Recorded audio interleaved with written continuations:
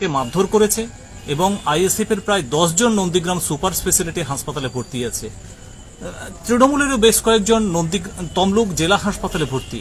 এই যে নির্বাচনের পর বারংবার খেজুরি, নন্দীগ্রাম সহ সারা পূর্ব মেদিনীপুর জেলাতে এই ধরনের অশান্তি করছে, কিভাবে দেখছেন আপনারা, কি বলবেন? সারা মেদিনীপুর জেলা জুড়ে বিশেষ করে উপদ্রুত এলাকাগুলো নন্দীগ্রাম, খেজুরি থেকে শুরু করে ময়না থেকে শুরু করে সমস্ত এলাকাতে, ভগবানপুর থেকে শুরু করে ভারতীয় জনতা পার্টি নির্বাচনী পরবর্তী হিংসার রাজনীতি কায়েম করতে চাইছে।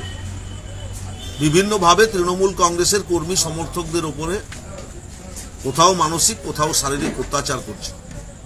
এমনকি খেজুরির বিভিন্ন জায়গাতে তৃণমূল কংগ্রেসের পরিবারের চাষ বন্ধ করার হুমকি এবং কোথাও কোথাও চাষ বন্ধ করেছে।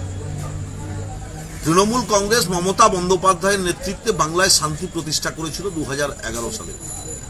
আমাদের নেত্রী মমতা বন্দ্যোপাধ্যায় বাংলায় 2011 সাল থেকে 24 সাল পর্যন্ত সাধ্যমতো সমস্ত ক্ষমতা দিয়ে, সমস্ত শক্তি দিয়ে এই বাংলায় যাতে শান্তি বজায় থাকে তার চেষ্টা প্রতিনিয়ত করে চলেছে।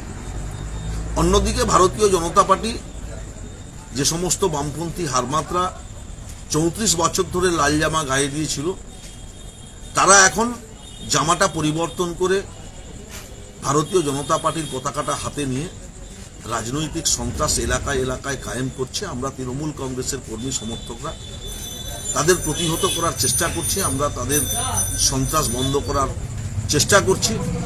তৃণমূল কংগ্রেসের পতাকা জড়িয়ে যে বোমগুলো আজকে পাওয়া গেছে ওটা সম্পূর্ণ বিরোধীদের চক্রান্ত। তার কারণ তৃণমূল কংগ্রেসকে হেয় প্রতিপন্ন করার রাজনীতি ভারতীয় জনতা পার্টি করছে। তৃণমূল কংগ্রেস উন্নয়নের রাজনীতি করে, তৃণমূল কংগ্রেস বোম বন্দুকের রাজনীতি করে না। তৃণমূল কংগ্রেস রাস্তা পৌঁছে দেওয়ার রাজনীতি করে, পানীয় জল পৌঁছে দেওয়ার রাজনীতি করে, বিদ্যুৎ পৌঁছে দেওয়ার রাজনীতি করে, মানুষের বাড়ি বাড়ি দুয়ারে সরকারের মধ্য দিয়ে উন্নয়ন পৌঁছে দেওয়ার কথা বলে। তৃণমূল কংগ্রেস বোম বন্দুক নিয়ে রাস্তায় রাজনীতি করে না। বোম বন্দুক যারা ব্যবহার করছে, সারা খেজুরি, ভগবানপুর, নন্দীগ্রাম জুড়ে যারা সন্ত্রাসের পরিবেশ তৈরি করছে, তারা মানুষের প্রতিবাদী কণ্ঠকে রোধ করতে চাইছে। নিশ্চিন্তে থাকুন, মমতা বন্দ্যোপাধ্যায়ের প্রশাসন তাদের কড়া হাতে দমন করবে। দাদা, বিজেপি এখানে অভিযোগ করছে যে এসব সম্পূর্ণ শাসক দলের অঙ্গুলি হিলনে হচ্ছে এবং পুলিশকে সঙ্গে নিয়ে করছে, কি বলবেন? কোথাও তৃণমূল কংগ্রেস পুলিশকে সাথে নিয়ে নির্বাচনী পরবর্তী হিংসার পরিবেশ কায়েম করার চেষ্টা করেছে। একটি উদাহরণ দিক ভারতীয় জনতা পার্টি, আমি শয়ে শয়ে উদাহরণ দেব।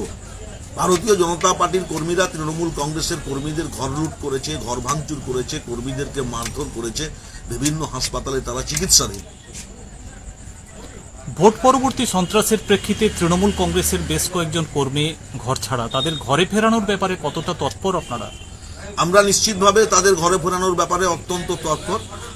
আমরা সাংগঠনিকভাবে, প্রশাসনিকভাবে যে সমস্ত মানুষেরা তৃণমূল কংগ্রেসের কর্মী সমর্থকরা ঘর ছাড়া রয়েছেন, আমরা আগামী সামনের সপ্তাহের মধ্যে তাদেরকে বাড়ি ফেরানোর চেষ্টা করছি।